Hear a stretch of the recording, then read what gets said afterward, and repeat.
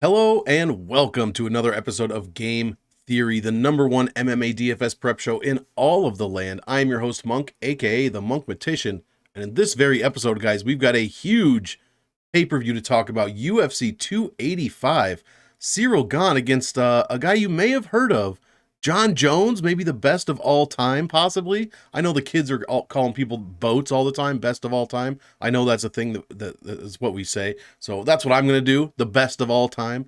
This is already off the rails, guys. We've got Shevchenko Rakhmonov coming back, one of my most favorite fighters. I'm seriously excited to see him. We've got Jalen Turner, Matej Gamrot. We've got Valentina Shevchenko against Alexa Grasso, 2 title fights, 13 fights overall.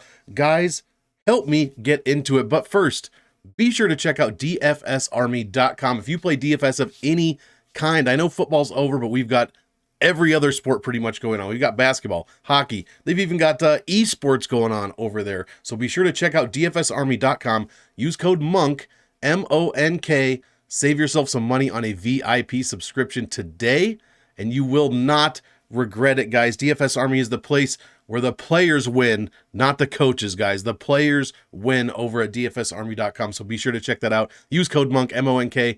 Save some money. Hit the like, hit the sub on this channel, guys. You've been killing it lately. We're getting close to 450, getting close to 500, which means we're getting close to 1,000. Eventually, one day we'll get there. I've wasted enough of your time, guys. Without further ado, let's get into the first of the 13 fights for UFC 285, headlined by Jon Jones and Ciryl Gane. I actually pointed correctly for the first time in history. You know it's going to be a good show, guys. Here's my cursor. First fight of the night. M.O.N. Blackshear going against Farid Basharat. M.O.N. with DeMonster nickname, a fantastic nickname. You know me. I should do a whole show just on nicknames, guys. Love doing some nickname breakdowns.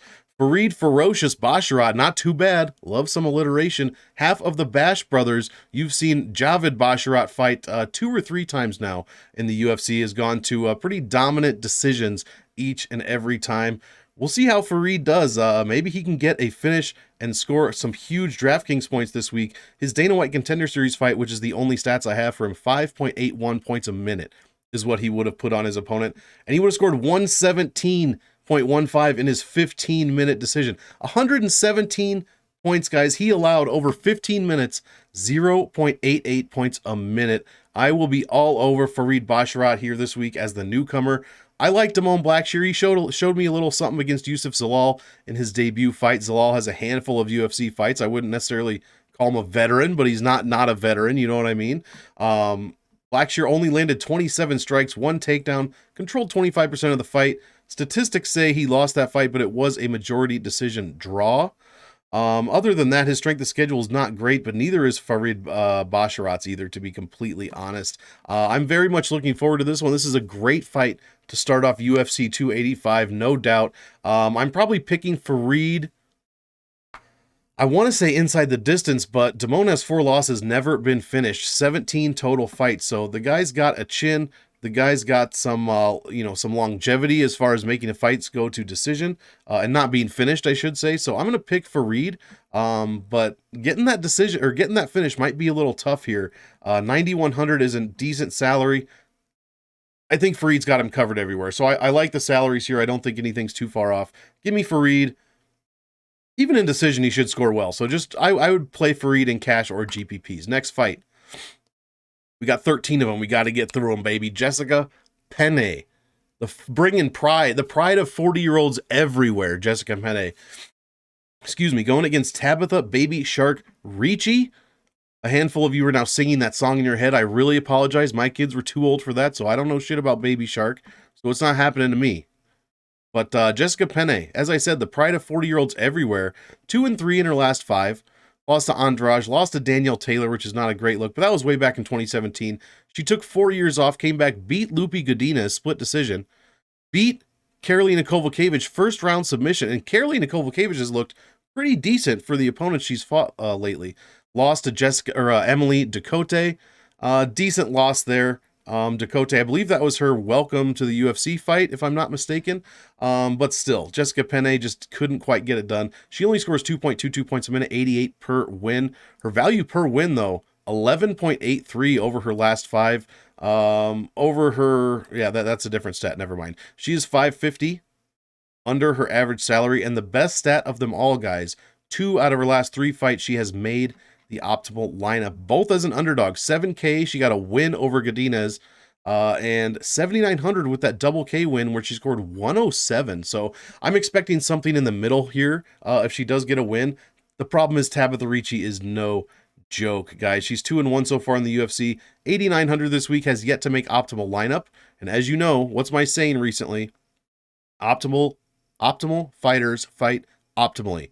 We have one optimal fighter here. Unfortunately for us, the statistics say that she's probably not going to win, the 40-year-old Jessica Penne, but who knows? 3.68 points a minute for Ricci, 96.5 per win. She allows 3 a minute. She's also 967 over her average salary for her last 5. She scores almost over 2 points a minute, I should say, in takedowns and control time.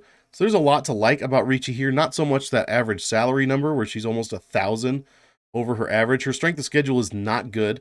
Neither one of these women's strength of schedule is good, but Penne is a few points better. Ricci with wins over Polyana Viana, Maria Oliveira. Sorry, I keep I'm trying to get my accents, sound like one of those assholes on the news. That's my goal here.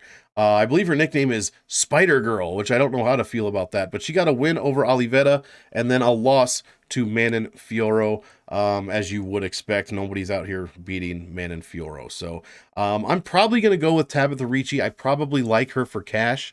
Penne does give up 0.5 points per minute in takedowns and control time. I think if she does get taken down, Ricci could control her. I don't know about a finish. I like this for cash. Maybe not so much for GPPs. As I said, Ricci has yet to make the optimal lineup. And 13.29 is the average value for optimal fighters now after last night's fights. 13.29. So 13.29x of 8,900 is 118.32. I don't know if Tabitha Ricci's going to pull off 118 points, even 110 against Penne. So I'll be fading this one in GPPs overall. Maybe a little bit of Penne for some takedown upside, but I like Ricci for cash. Next fight, the return of Cameron Saaiman. MSP, the man whose nickname is for some reason the airport code for Minneapolis, St. Paul. I'm sure there's a different meaning, but in my head, that's all I see when I see MSP going against Manaboy Leo Mana Martinez. If you see Leo Mana Martinez, that is Mana Martinez.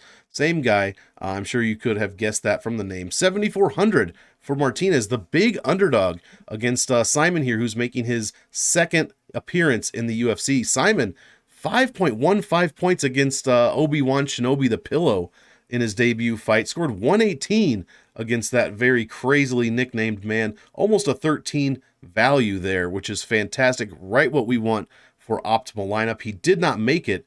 Wait, he scored 118 points and didn't make the optimal lineup. Wow.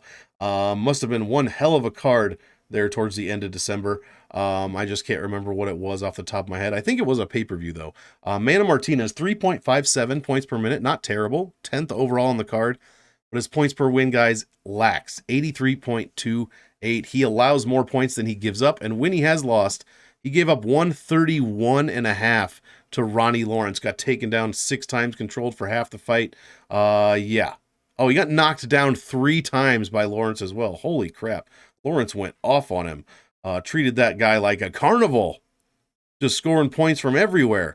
I like Cameron Saaiman here. I don't dislike Mana Martinez. He's got an interesting style. This fight, which lends itself to making this fight excitable. I think this fight should be very good, very fun to watch. Saaiman allowed almost 3 points a minute in takedowns and control time in his last fight. That's not true. 2.3 points a minute. Martinez only scores 0.4 points a minute in those 2 categories. This is going to be an interesting one. Saaiman's got a sub and 5 KOs on his record. So 6 finishes out of 7 fights. Mana Martinez has 8 KOs out of 10 wins on his record. Neither guy has been finished. That's also not true. Martinez got subbed, as we said. No, we didn't say. He got subbed before the UFC. So has been subbed once, only finish of his career. The only thing I'm going to mention here, guys, the $8,800 salary is on fire. Let's take a look. We'll scroll down so you can't see my picks. I mean, if you paused it, you might be able to see them. $8,800. Let's go back. Just bear with me here. $8,800. We're looking for optimal lineup. Sergey Spivak. Was that the first one? Yeah, of the year. Sergey Spivak back in, sorry for the scrolling, February 4th. Spivak, 8,800, 134.16 is what he scored. Very next week, Kledson Rodriguez, 8,800, 131 is what he scored. Very next week, 8,800, Felipe Lins, 132.26 is what he scored. We're 3 weeks in a row on the $8,800 salary if you are having trouble counting. Last night, UFC Vegas 70, or last week, I know you're probably not all watching this on Sunday. Narulo Aliev, 8,800, didn't score 132, but 91.73. Guys, this is 4 weeks in a row the $8,800 salary has made the optimal lineup. It used to be a really bad salary. It is absolutely on fire this year. I'm going to keep it up. Screw it. You know what I'm saying? 8,800, we're going with it. Cameron Saaiman, it's on a roll. Let's keep it rolling. See if Saaiman can make the optimal lineup in his in his second UFC fight, rather. I'm going Saaiman by finish over Martinez. It should be a very fun fight. Next fight, Ian Machado, Garry, going against Song Kenan. I like Machado Garry here. I won't probably have Song Kenan in any lineups at 6,900. I like the salary for a dog salary because it does perform well a little bit. 21, almost 21% optimal, which is fantastic. I just think Ian Machado Garry's going to smash Song Kenan here. He scores 3.3 points per minute, 88 per win, which is not great. But he has had 2 very good wins. 95 is what he put up against Gabe Green. 109 is what he put up against Jordan Williams in his debut. He had a stinker in the middle there. 62 points against Weeks, which is bringing his average down to sub 90. So I think he can perform better than that. He has made optimal lineup in 1 out of his past 3 fights.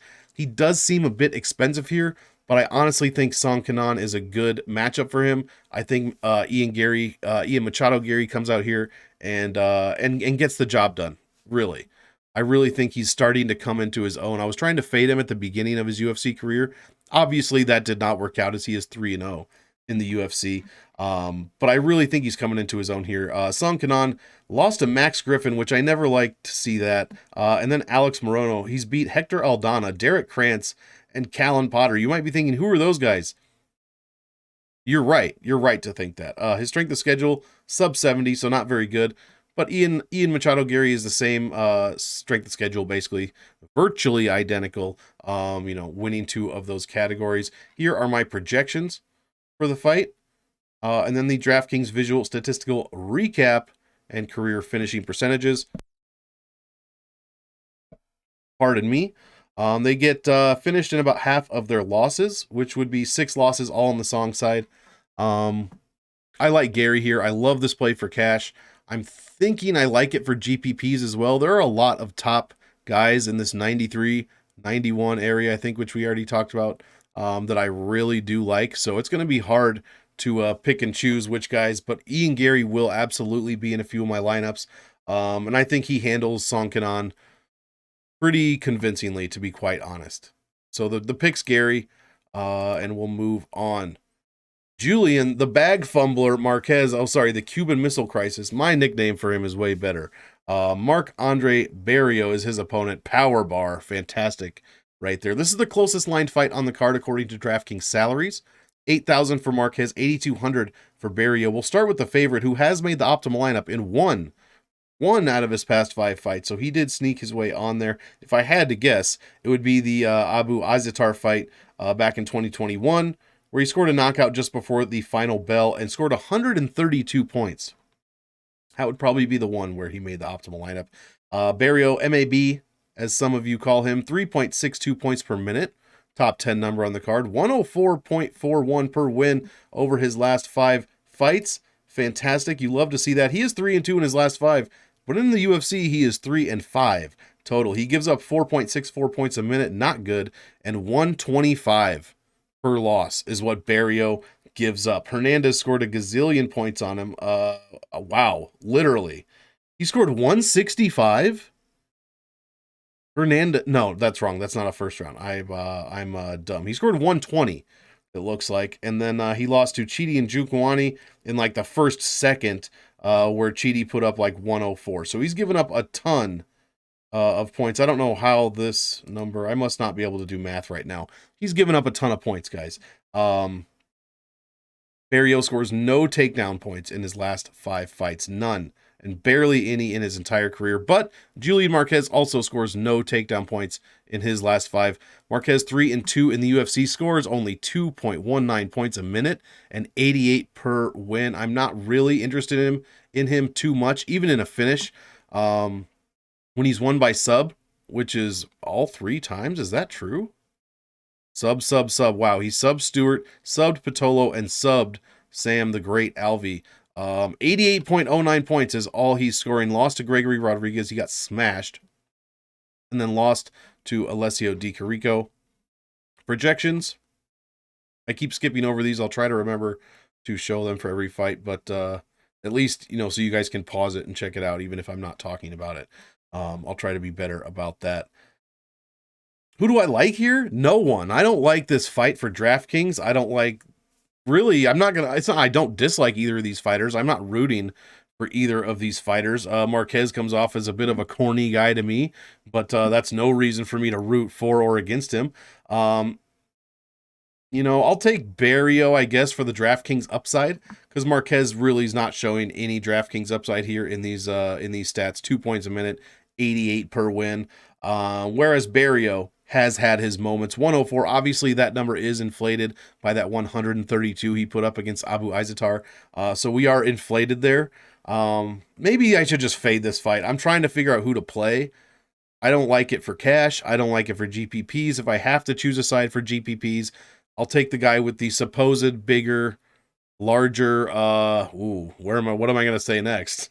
DraftKings upside in Marc-Andre Barriault. And no, DraftKings upside is not some sort of euphemism. So, yeah, we'll choose MAB for the upside there. Vivian Araujo going against Amanda Ribas. Next fight here. 8,300, 7,900. This is another one I'm probably not interested in DraftKings wise, although this is a women's flyweight fight. And women's flyweights make optimal lineup second most. I believe it's like 55%. So really, you should not sleep. You got to increase your exposure to the women's flyweight division a little bit, just based on that. Maybe if you're at 20, go up to 25, go up to 30. But it is a great weight class to target. 79 for Araujo. We'll start with the underdog. She's 640 under her salary, 3.34 points per minute, 83 when she wins. I'm not really interested in that. These are like Marquez numbers, except the offensive pace is about 1.5 points better. Whereas Amanda Ribas over here, and is this at flyweight? It might be at Amanda Ribas last fought at strawweight. I am depending on, I believe, Tapology is what told me this was at flyweight. So that's what we're going with here. Ribas sounds like she's moving up, at least from her last fight, unless I just entered it wrong. $8,300. 3.87 points a minute. That's a fantastic pace. 7th best overall. Almost a top 10 points per win number and 94.83. She has a great defensive pace, allowing 2.39 a minute, and only 72 is what she gives up in her last 2 losses, guys. Actually, in all of her UFC losses, which is only 2. She scores 100 on average when she wins by sub, and 91.82 when she wins by decision. 6th best number on the card. That's a great number for a decision number. Both women scoring over 1 point per minute in takedowns and control time. Both of them scoring about 2.4 points per minute striking. This should be an interesting fight here. For DraftKings, actually, let's look at strength of schedule. This is the biggest disparagement on the card as far as stats go, or on the fight as far as stats go. We have a 66 official strength of schedule here for Vivian. And then Amanda Ribas on the other side. We're above 70 in almost every category. Her strength of schedule is only 66, but that's still 6 points better than Araujo, as I drop something off my desk. Ribas has losses to Shukagian and Marina Rodriguez, who both of them have very good records and have fought very good competition. So that's why the strength of schedule looks like what it does. She has wins over Marcos, Paige Van Zandt, not a great win, but Verna Jandiroba has a great record. And then Araujo losses to Grasso, who's fighting on this card for a title, and Caitlin Shukagian. So, nothing to be sad about there. Andrea Lee is her win. Roxanne Modafferi is another one. And then Montana De La Rosa It's her third win in her last 5. Projections right here, as I almost skip over them again. Much higher for Ribas, as you would expect, just based on all these stats I gave you. And then the finishing percentages as well. I'm going to pick... You know, I really don't know. I'm not playing this one for cash. I'm probably not going to play a ton of this for GPPs. Only Araujo has made optimal lineup in their last, or since 2021. She's done it one time in her past 4 fights. She's also 640 under her average. I think I said that already. Both these women are actually coming in well under their average. Ribas coming in 450 under. So there could be interesting leverage here to be had. I like Ribas. I'm going to pick her to win, but Araujo's no joke, dude. This fight could actually be an interesting fight to target. You could be well over the field here at like a minimal percentage, because I don't think a lot of people are going to be playing this one. It's a great mid-range fight. I think this could be interesting for DraftKings. The upside, I'm going to take Ribas, so I do, much like MAB, we talked about last fight, I like the upside of Ribas better than Viviane in this one, so I'll probably have her rostered a bit more, even though she is a bit more expensive. Because the 83 points per win is just not doing it for me. That said, Ribas has been finished once in the UFC, twice in her career. Anything could happen. So this fight could be a bit sneaky here. Again, if it is women's flyweight, that is something I might look to target more than I normally would. So give me Ribas for the win and a possible sneaky little play. Next fight. I mean, talk about must-play fights. If my stats are going to load here. Mike, I don't know. There we go. Wow.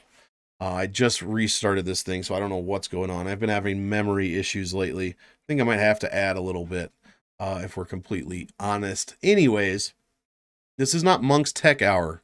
This is game theory. So, DraftKings. DraftKings against Derek Brunson against Dricus du Plessis.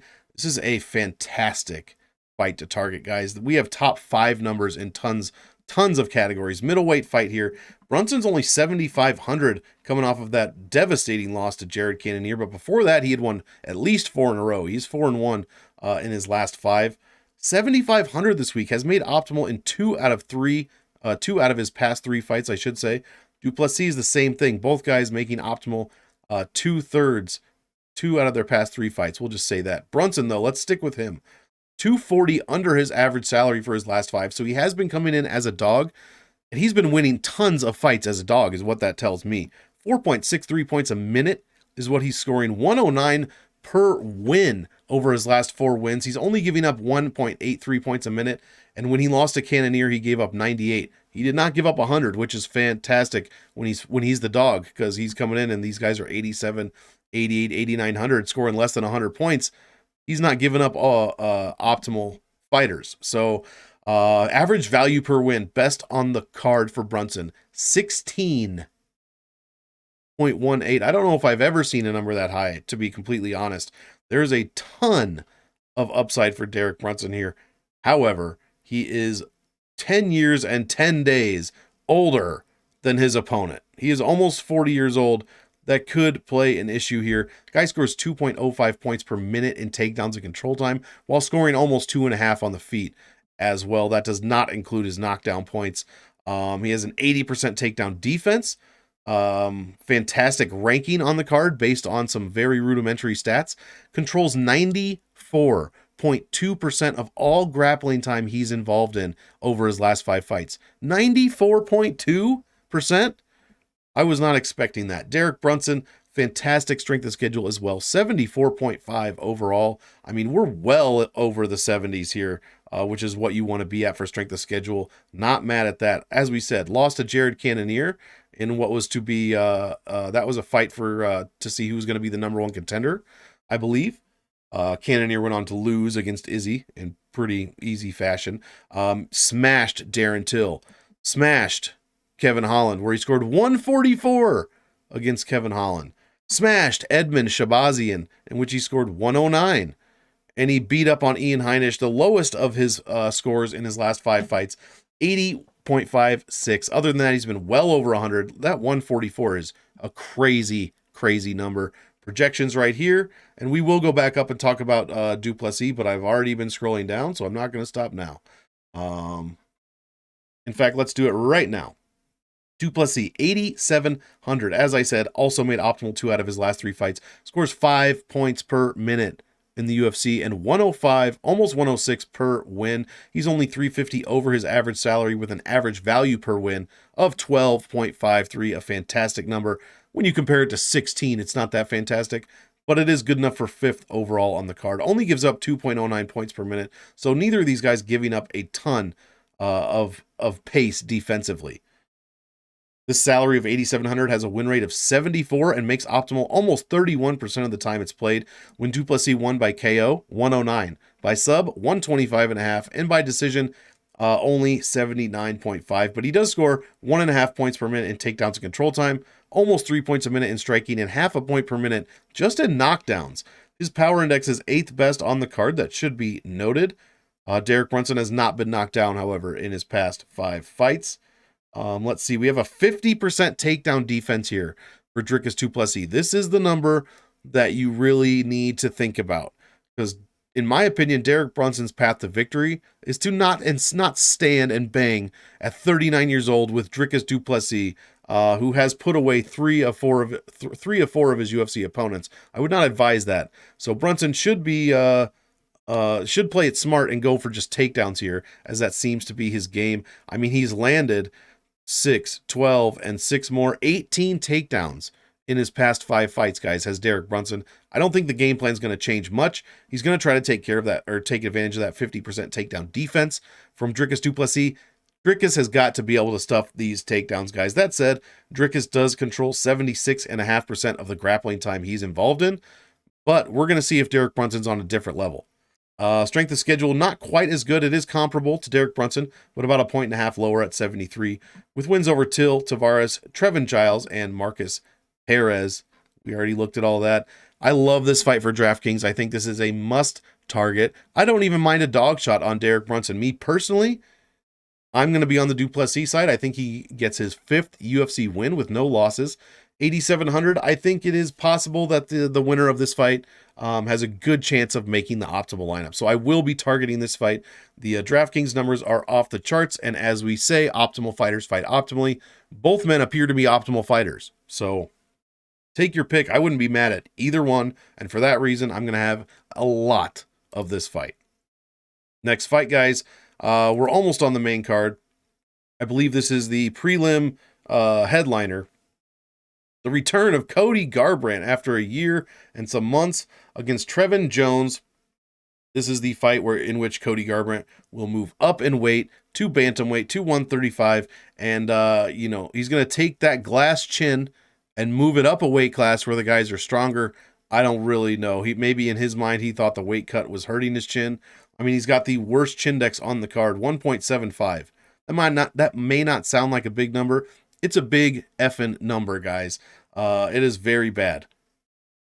I don't trust Cody Garbrandt at all, but that said, I don't really trust Trevin Jones either.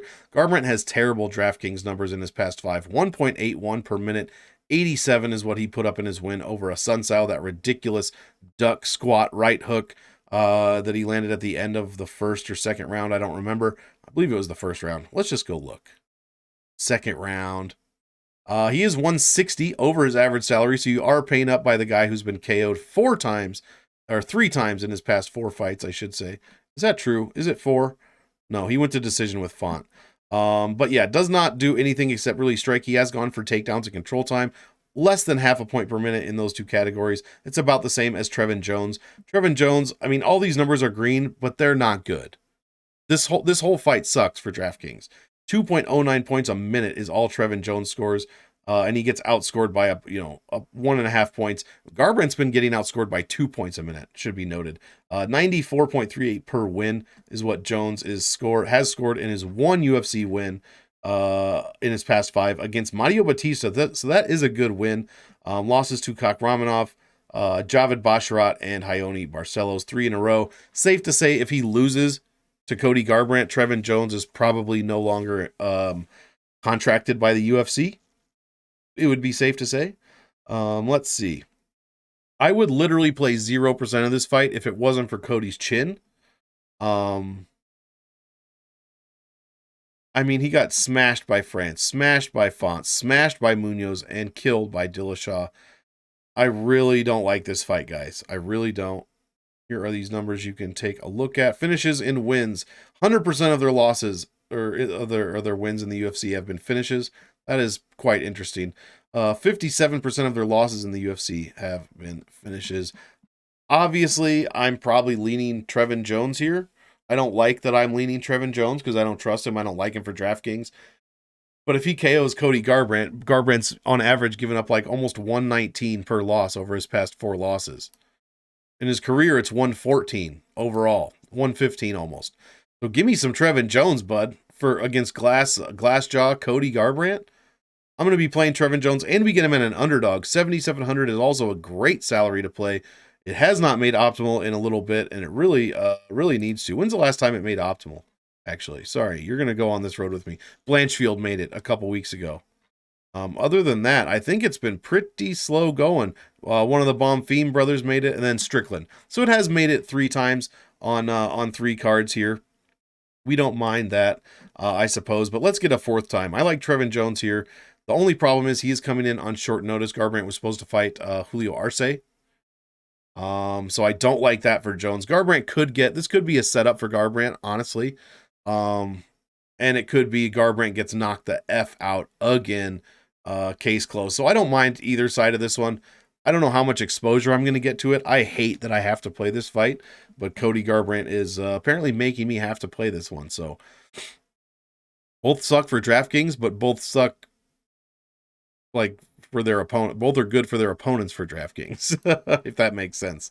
We are on the main card, guys. This one won't take long. Next fight, Jamie Pickett. The only way he made the main card is because he has to fight Bo Nickal. Now, I do have 2 fights in here for Bo because they're both Dana White Contender Series fights. I hate tracking those, but both of them were under a minute, so I had to add. You just throw Bo Nickal's stats out. 10.5 a minute, 112 per win. I mean, almost, what is that, 9 points per minute in takedowns and control time? Meanwhile, Pickett, let's focus on his stats. Throw Nickal's stats out. Jamie Pickett, the Night Wolf. Interesting. 6,600, cheapest fighter on the card, 2 points a minute, 65 per win. No, he's 11-20 under his average. We don't care. He's not going to do fuck all against Bo Nickal. I'm well past a minute into my video. I can say the F word now. He's not going to do fuck all against Nickal. This is obviously a welcome to the UFC, an official welcome to the UFC fight for Nickal. This is obviously Jamie Pickett's probably getting fired after this. It will be 3 in a row. He lost to Daukaus, who's been performing terribly, and he lost to Tululan, who just got finished by Jun-Young Park. His only wins are to Ugly Man and Laureano Staropoli. He lost to Jordan Wright, people. Jamie Pickett lost to Jordan Wright. Bo Nickal's making his debut. Usually the strength of schedule is bad. It kind of is, but we're better in 2 categories than we are for Pickett. It's Bo Nickal, guys. The only question is he going to pay off his salary? He is 9,600. I talked ad nauseum last week about how Tatiana Suarez could score 160 in a decision. She scored less than 100 at 96. Yeah, I know. I should start listening to Salary Voodoo. That's now 9,600 has made optimal 3 times out of 19 attempts. It's just too expensive. But guys, this is Bo Nickal. This is Jamie Pickett. Pickett's average, he's giving up 117, almost 118 per loss. This is over his last 3 losses, guys. If Bo Nickal scores 118, he might make optimal lineup with 9,600. I know the 13.29x is 127.62, but guys, this could be over in a flash. If it's not Bo Nickal, if somehow Jamie Pickett can get up, Bo Nickal's gonna just take him down 50 fucking times. I'm playing Bo Nickal. Obviously 0% Pickett. If you use Pickett, I don't know what to even tell you. You're not even being contrarian at this point. You're probably just being stupid, to be honest. And I'm not trying to dog you. Just don't play Pickett. He has no upside here. None. 0. Even if his path to victory is probably a shocking knockout of Bo Nickal, in the first, if it doesn't happen in the first minute, he's still not making that's not true. He'll make the optimal lineup at 6,600. Just don't play Jamie Pickett. Bo Nickal's going to smash this dude. I've talked about this for too long. I'm going to be stupid and I'm going to roster Bo Nickal. Probably not as much as I had of Tatiana Suarez, but I bet, man, what's his ownership going to be? Over 50? Might have to go way over on Bo Nickal here. Yikes. Next fight. And also, play Bo Nickal in cash. If you don't like the $9,600 price tag, just play him in cash. Mateusz Gamrot going against Jalen the Tarantula Turner, guys. I love this fight. Absolutely love it. Let's start with Jalen Turner, guys. He's made optimal 3 out of his last 3 fights. The only one on this card with a 100% optimal rate since January 1st of 2021. Optimal fighters fight optimally. And so I will be focused on Jalen Turner this week at 7,600. He's 840 under his average salary. He scores 5.5 points per minute over his last 5, in which he's averaging 113.5 per win. Guys, these numbers are top 2 across the board on the card. 13.73 average value per win, which is the second best number on the card. He's outscoring his opponents by over 3 points a minute. 106 when he wins by KO, 118 when he wins by sub, scores well over 1.1 points per minute, takedowns and control time. What's the strength of schedule like? Oh, it's probably the best on the card. One of the best on the card, to be honest. Wins over Brad Riddell, Jamie Malarkey, Uros Medic, Brock Weaver, and Josh Cooleybow. Fantastic wins. Here are my projections. Very, very close, to be honest. And visual statistical recap. Finishing percentages. I love Jalen Turner in this fight. I will have a ton of him. He's got the 3rd best power index, 2nd best ass whoop index on the card, 2nd quickest average fight time. Guys, there are tons of numbers telling me to play Jalen Turner. He'll be the taller fighter. He'll be the rangier fighter. We have a southpaw versus southpaw matchup here. I absolutely love Turner. This is going to be his toughest go, however, against Mateusz Gamrot, who is coming off of a loss to Beneil Dariush, but he did get a controversial win over Sarukian. The stats say he did win that fight. Diego Fajeda, smashed. Jeremy Stevens, smashed. Scott Holtzman, smashed. Gamrot scores 3.44 points per minute, 103.5 per win.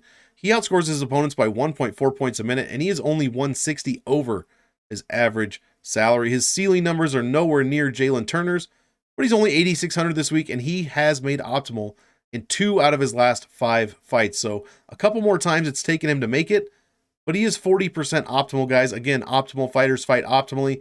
We've got 5 times optimal out of 8 fights here. I believe that's like 62.5% optimal, if my math serves correctly. 88% takedown defense, 85% takedown defense for Gamrot and Turner, respectively. I mean, Turner has terrible, significant striking defense, but he lands over 7 strikes a minute in his last 5. The strength of schedule not as good for Gamrot. We already went over his opponents.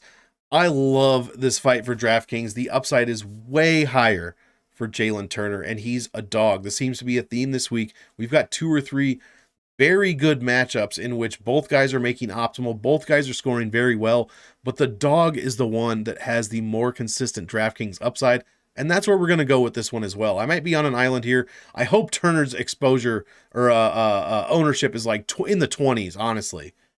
It probably won't be, but if I had to do my ownerships now without looking at anyone else, I'd say he'd be mid-20s.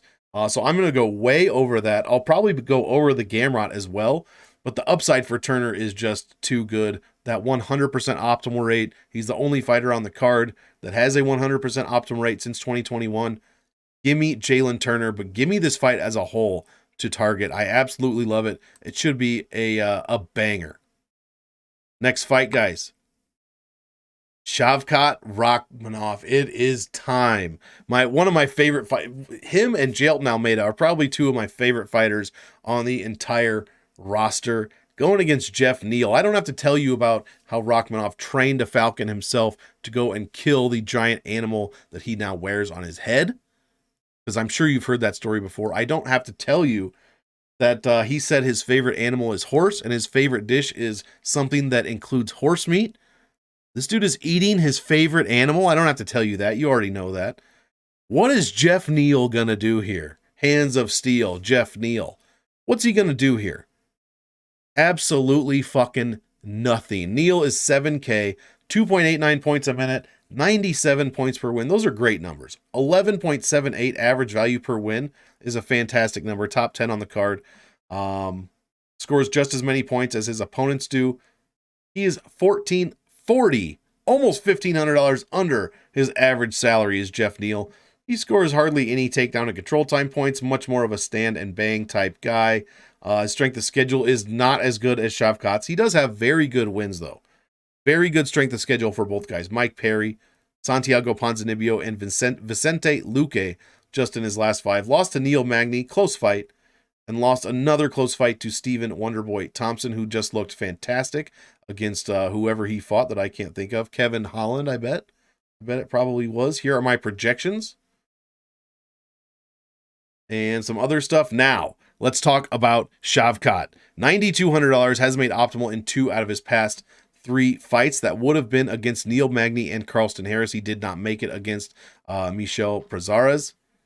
3.93 points a minute, 6th best on the card, 105.55 DraftKings points per win. His defensive pace is top 3. 1.19 is all he allows. He's outscoring his opponents by 2.74 points a minute.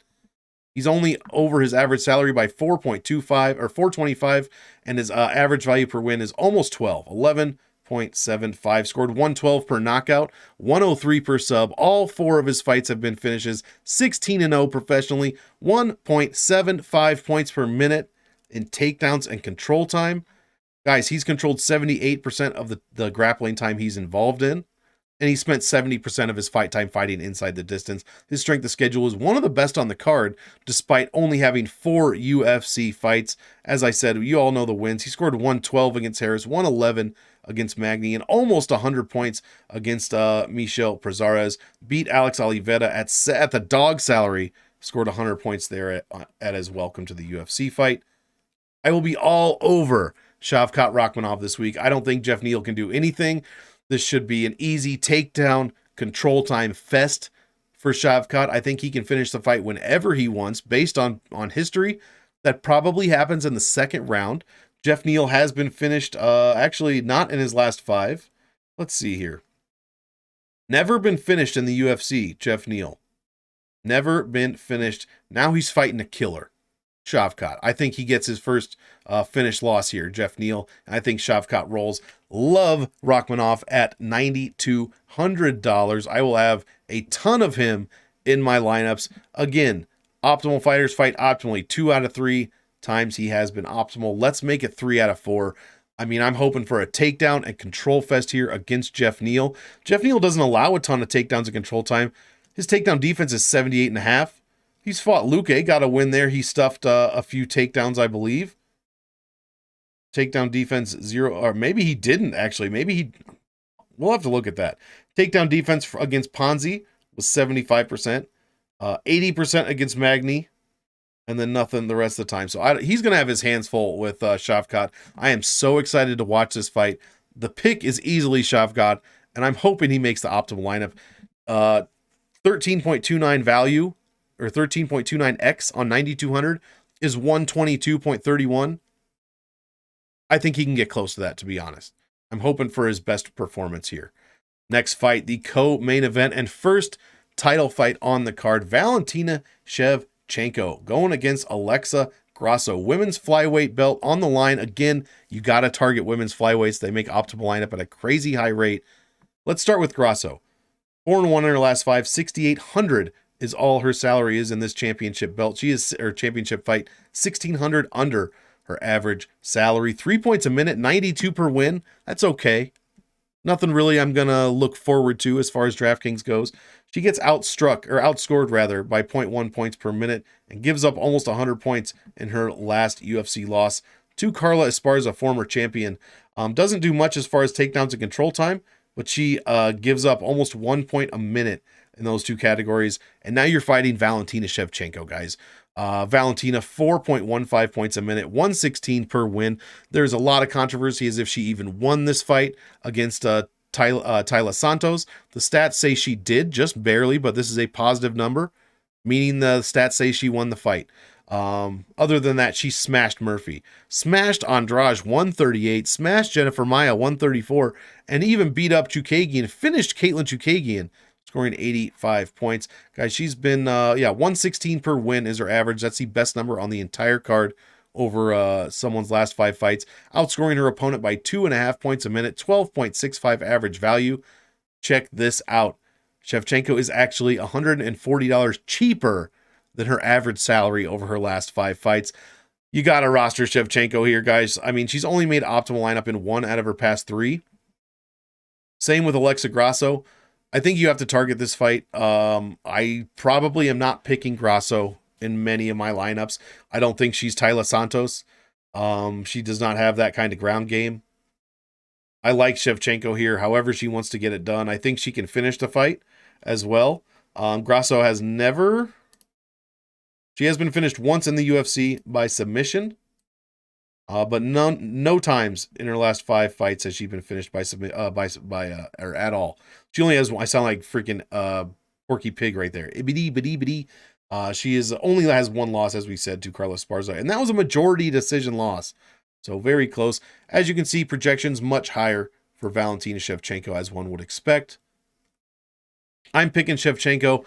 I'm going to play the ownership game with her. I don't know where she's going to be. I should have average ownership on this sheet, but I don't. Guys, 9,400 wins 84% of the time. It makes optimal 36% of the time it's used. That is an incredible number. When Valentina wins by KO, 111. When she wins by decision, 134. Even when she won by split decision, 115. And so that's over her last 5. I like Shevchenko here. She's very expensive. But if you're going for a pivot off of Bo Nickal, it's right here. Right here. Valentina Shevchenko against Grasso. Love Shevchenko here. And we are going to finish this one out, first of all, with you guys hitting the like, hitting the subscribe on the channel as well. Help me get to 450, which is close to 500. You guys have been killing it lately. Absolutely love it.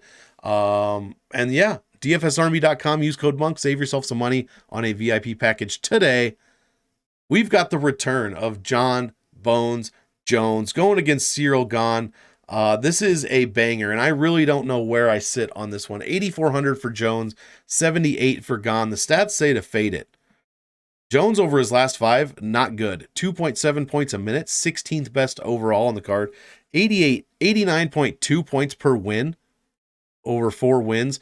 Outscoring his opponents by 1.57 points a minute. Fantastic defensive pace. Other than that, there's nothing really to write home about. He's not getting taken down and controlled. I mean, 0.6 points a minute in takedowns and control time is average, below average for this card, actually. Actually, it's about average. 100% takedown defense. Strength of schedule is actually worse than Ciryl Gane in his last 5, with barely getting a win over Reyes, barely getting a win over Thiago Santos, beating up Anthony Smith, beating up Gustafsson, and then the no contest win over Daniel Cormier. He's just been performing very subpar, and the only thing that's bringing his numbers up is his 140-point beatdown of Anthony Smith, and I believe Anthony Smith could have taken that title in that fight with a disqualification, but he didn't, and Jon Jones went on to absolutely roll him. 141. So the 140, he's got an average of 89.22 over his last 5, and one of those wins, he scored 141 points. So if you take that out, what does this number become? We're in the 70s, most likely. Ciryl Gane on the other side has been absolutely dominant, but he just has not scored well, only making optimal lineup 1 out of his past 5 fights. 2.5 points a minute, 92 per win. These are subpar, below average on the card. Defensive pace, much like Jones, fantastic, only allowing 1.5 points a minute. Gave up 93 when he lost to Ngannou. Outscores his opponents by a point per minute. He is $1,200 under his average salary. This will probably never happen again. Ciryl Gane, I don't know how in the world his salary could be any lower than this, ever. But he is $7,800 this week, so huge value. I wish he had fought more optimally. I wish this could be an Alexander Volkanovski situation. It's just not. Whereas Volk has made the optimal lineup 4 out of his past 4 fights. Gane is 1 out of his past 5. Average value is just 10x. 10x at 7,800 is less than 80 points. That's not going to do me any good at $7,800. Doesn't score any takedowns and control time points. Doesn't really allow any, just against Ngannou. 33% takedown defense for Ciryl Gane. I know it's only like 1 fight, basically. He had a 20% against Ngannou. So I believe that's probably just 1 of 5 stuffed. But 33.33 against Jon Jones. If he wants to take you down, Jon Jones is going to take you down. Ciryl Gane's definitely going to have a hard time with that. His strength of schedule over his last 5 is better than Jones, as I did say, with wins over Tuivasa, Derek Lewis, Volkov, and Rosenstruik. Only loss was to the former champ Francis Ngannou. Here are my projections, very low, to be quite honest. The finishing projections aren't terrible, at least in the first round, but none of these numbers here are probably optimal, if I had to guess. I think this one goes to decision, and I don't think this is an optimal fight. Much like Israel Adesanya fights, I don't think this one's going to be optimal, guys. I'm going to be fading this. People are going to be all over this fight. This is my hot take of this week, if you can even call it that. Fade the main event. That's probably, I can't wait to see what ownerships are going to be like on this fight. They're probably not going to be as high as like Krylov and Spann was last week, RIP to that fight, where both guys came in, I think, over 40%. I'd be kind of surprised if these were that high, but I bet you 35% is not out of the question for each one. I bet you 30 is definitely not. So I'm going to fade this fight, I bet you. I'm going to be well under the field on both sides of this one, just because their DraftKings upside is absolute trash. If you think John Jones is going to come out here and finish Gane easily, then put him in your lineup. If you think Gane is going to say, fuck you to Jones, you've been off for 3 years, and this is my weight class, then put Gane in, because you're never going to find him cheaper than this. I'll probably have more Gane than Jones, but then again, I'm probably picking Jones, which I haven't officially done yet. So I don't know what to do. I think I'm just going to fade this one as a whole and be a bit contrarian. As far as this one goes. Guys, we did it. That's all 13 fights. Let's finish it off and get you out of here in under an hour. We got some just a few things left to do. Let's go over first, before I skip a thing. Let's go over CM.Monk's picks for UFC 285. Last week, how did we do? CM.Monk went 7-3. Very good. 70%, 47-69 on the year, for a 68% overall. Off to a hot start. Hot start for CM.Monk. This week, we've got, from bottom to top, Farid Basharat by decision, Tabitha Baby Shark Ricci by decision, Cameron Saaiman by decision, Ian Machado Garry finish, Marc-Andre Barriault finish, Amanda Ribas by decision, Dricus du Plessis by finish, Trevin Jones by finish, Bo Nickal by finish, Jalen Turner by finish. Me and CM.Monk on the same page here. Shavkat Rakhmonov by finish. I would have had to disown CM.Monk if he picked against Rakhmonov. Valentina Shevchenko by decision, and John Jones by decision. So CM.Monk picking both title fights to go all 5 rounds. I agree with probably every single pick. Me and CM.Monk are on the same fucking page this week, man. I've got a few picks. I haven't done all mine. I've got Basharat, Ricci, Saaiman, Garry. Have not picked Marquez, Barriault. Have not picked Ribas, Araujo. Have not picked du Plessis, Brunson, although I'm leaning du Plessis. Have not picked Garbrandt, Jones. Then I've got Nickal, Turner, Rakhmonov, Shevchenko, and then I have not picked my main event yet. So guys, those are CM.Monk's picks for UFC 285. I gotta say, I like those picks a lot. Only one thing left to do. Let's take a look at the most owned no nonsense pick of the week from UFC Vegas 70. I regret to inform you the Monk pick of the week did not perform well, as I gave you Andre Muniz. I was going to give you Tatiana Suarez. She didn't make the optimal lineup. I was going to give you Krylov and or Spann. That fight didn't even happen. So my 4th pick was Andre Muniz, and he got absolutely handled by Brendan Allen, guys. I just honestly did not see that coming. I know a lot of you did, and that is fantastic. You guys were on it. I did not. I did not see it. The stats told me that Muniz was going to win. I thought Muniz could have gotten a sub. I thought he could have gotten a lot of control time. Yeah, I just don't know what to say. My most owned no-nonsense pick failed miserably, crashed and burned after the Blanchfield one.